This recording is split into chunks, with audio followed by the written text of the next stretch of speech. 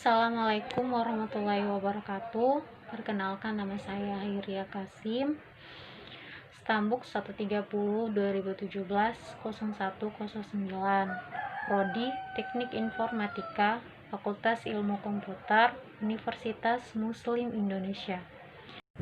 Di video ini saya akan menjelaskan tugas pertama saya, yaitu mendeskripsikan pemahaman Anda secara mandiri dari pernyataan berikut. Yang pertama, apa itu sistem cerdas? Sistem cerdas adalah sistem yang menerapkan kecerdasan buatan. Jadi, kecerdasan inilah yang diciptakan untuk kemudian dimasukkan ke dalam suatu mesin atau komputer. Sistem ini dibuat agar dapat berpikir layaknya manusia. Sistem ini juga dibuat agar dapat berperilaku seperti manusia, juga mampu menyerap pengalaman dan mampu bertindak berdasarkan pengalaman tersebut. Sehingga sistem ini seolah-olah mempunyai kehendak sendiri dan mampu berpikir secara halnya manusia. Kedua, sebutkan aplikasi komersial AI lainnya. Yang pertama, aplikasi di bidang komunikasi. Contohnya aplikasi Microsoft Voice. Kedua, aplikasi di bidang kesehatan. Contohnya aplikasi Voice User Interface. Ketiga, aplikasi di bidang lalu lintas. Contohnya aplikasi Air Traffic Controllers.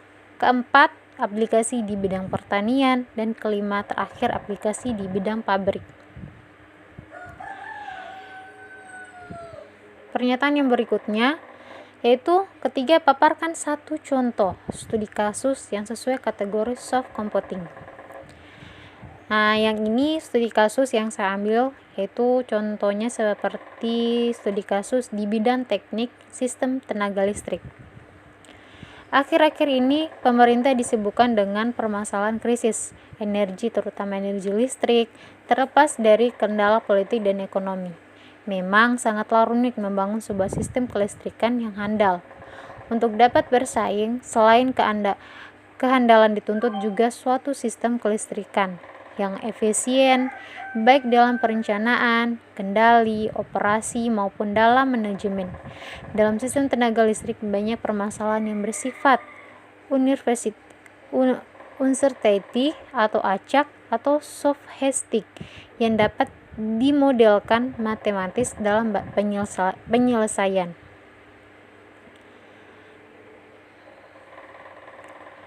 Pada sistem tenaga listrik modern haruslah dilengkapi dengan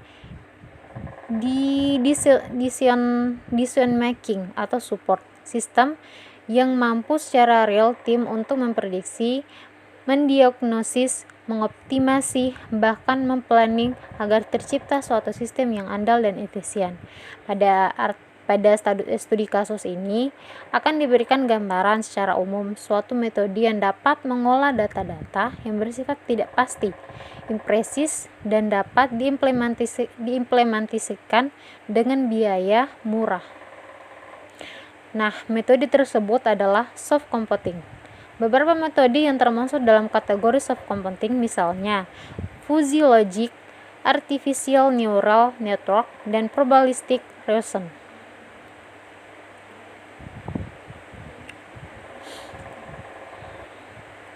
Sekian dari tugas pertama saya. Mohon maaf jika ada kesalahan. Assalamualaikum warahmatullahi wabarakatuh.